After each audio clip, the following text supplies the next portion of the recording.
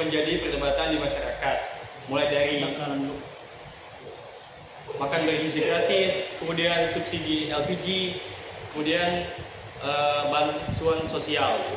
Nah, pada hari ini kita akan berdiskusi mengenai bagaimana suatu kebijakan itu tersusun melalui kedalaman materi yang keenam, yaitu agenda setting dalam mata kuliah Hukum dan Kebijakan Publik yang sudah disampaikan oleh Ibu Dr.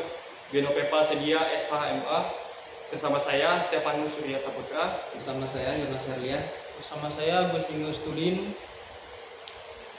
Sebelum kita masuk lebih jauh, kita harus tahu apa itu agenda setting. Agenda setting adalah tahap seleksi di mana masalah atau isu yang ada di tengah-tengah masyarakat untuk dijadikan prioritas utama oleh pemerintah. Nah, pada tahap ini sebuah isu atau masalah itu tidak dapat diketahui oleh pemerintah jika tidak ada aduan atau penyampaian dari masyarakat. Nah, di sini adalah pentingnya peran kita sebagai masyarakat, baik itu sebagai mahasiswa atau masyarakat biasa, dalam memberikan kritik dan saran terhadap pemerintah supaya isu atau sebuah masalah dapat diselesaikan oleh pemerintah. Syarat-syarat sosial menjadi sebuah masalah itu seperti apa, Nak?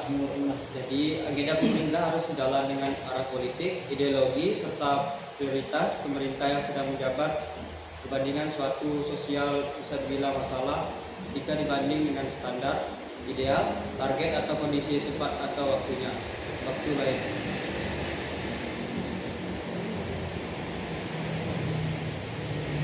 Menurut saya gimana? Kalau menurut saya itu yang pertama itu ada narasi. Isu sosial itu pasti memerlukan narasi yang jelas.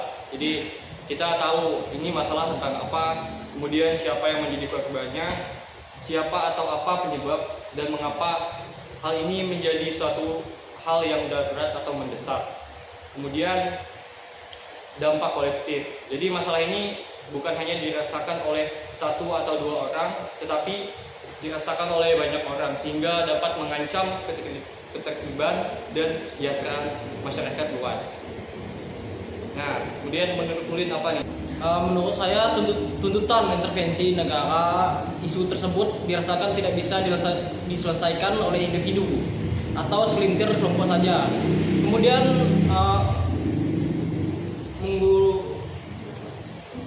memunculkan desakan agar negara turun tangan untuk menyelesaikannya, menggunakan otoritasnya, membuat hukum, mengalokasikan anggaran atau membuat regulasi yang baru.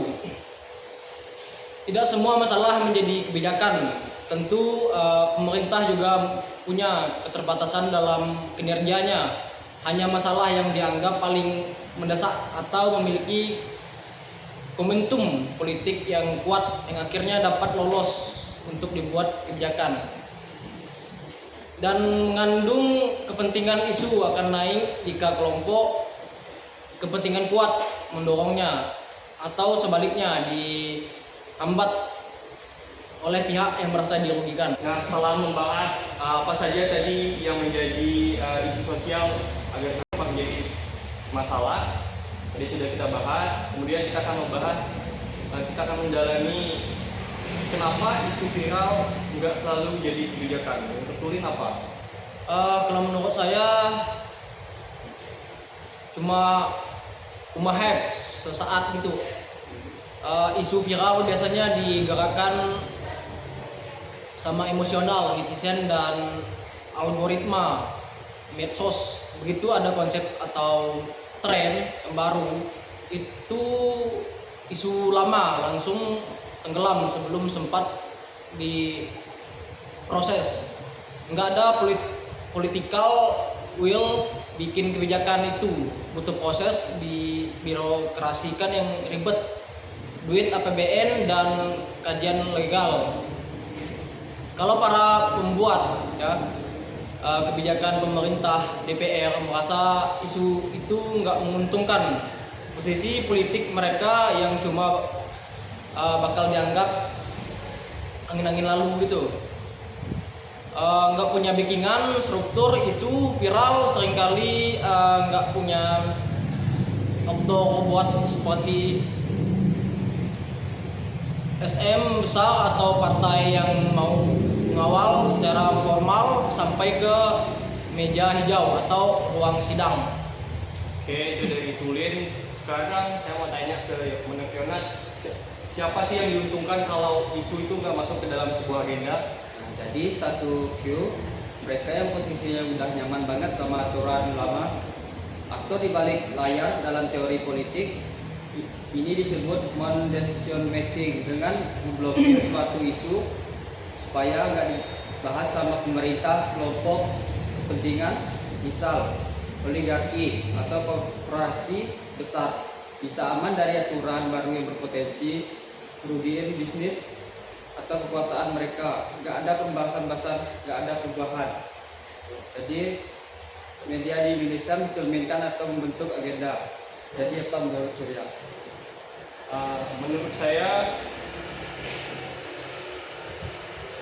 Menurut saya itu karena kepemilikan media besar itu tersentralisasi oleh tangan segelintir konglomerat yang punya kepentingan politik atau bisnis. Jadi singkatnya itu punya mereka yang berkuasa.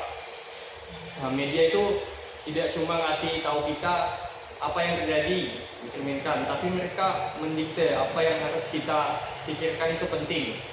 Membentuk mereka memilih isu mana yang untuk dibesar-besarkan dan mana yang akan diredam demi kepentingan sekelompok orang tertentu.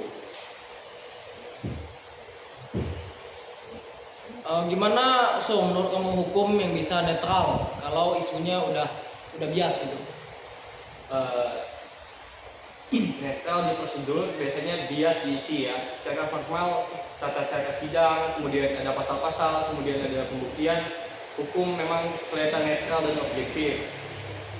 Tapi ada produk politik. Masalahnya hukum itu dibuat oleh lembaga politik seperti DPR dan pemerintah. Kalau dari awal proses input isunya sudah bias dan disetir kelompok kuat, maka hukum yang lahir otomatis bakal berpihak ke sebuah kelompok tertentu.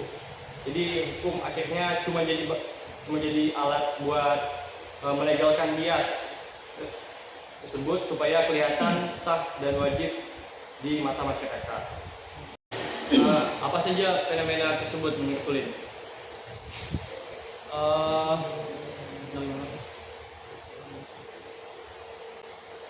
Ini kami dari sedikit berbicara atau kritik juga yang mengenai beberapa kebijakan di pemerintah Prabowo Gibran tambang nikel ini, pajak pertambahan nilai dan sengketa 4 pulau. Itu berupa kebijakan yang dibatalkan pemerintah masa Prabowo Gibran karena mendapat protes ramai dari publik gitu. Kalau menurut Yonas? Nah, menurut saya pola yang serupa tindakan dikeluarkan kemudian diprotes pada akhirnya dibatalkan. Menurut kami ini adalah kelemahan pemerintah. Pemerintah tidak punya kapasitas analitik, kemudian tidak berorientasi pada masa depan sehingga membuat masyarakat kurang percaya terhadap pemerintah. Saran kami adalah bagaimana supaya pemerintah dapat melibatkan partisipasi publik dan membenahi cara komunikasi. Jadi gimana menurut Surya? Jadi yang terpenting pada saat ini bahwa kita sebagai mahasiswa maupun masyarakat biasa jangan takut untuk menyampaikan kritik, saran ataupun masukan kepada pemerintah, karena meskipun kritik yang kita sampaikan tersebut tidak solutif, karena solusi adalah bonus dari kritik. Karena kabinet yang kita gaji menggunakan uang pajak itu gunanya adalah untuk mencari solusi. Jadi jangan takut untuk menyampaikan kritik meskipun tanpa sebuah solusi. Sekian pendalaman materi ke-6 dari kami dari mahasiswa Fakultas Hukum Universitas Kapuas Sintang. Kurangnya lebihnya kami mohon maaf. Sekian dan terima kasih.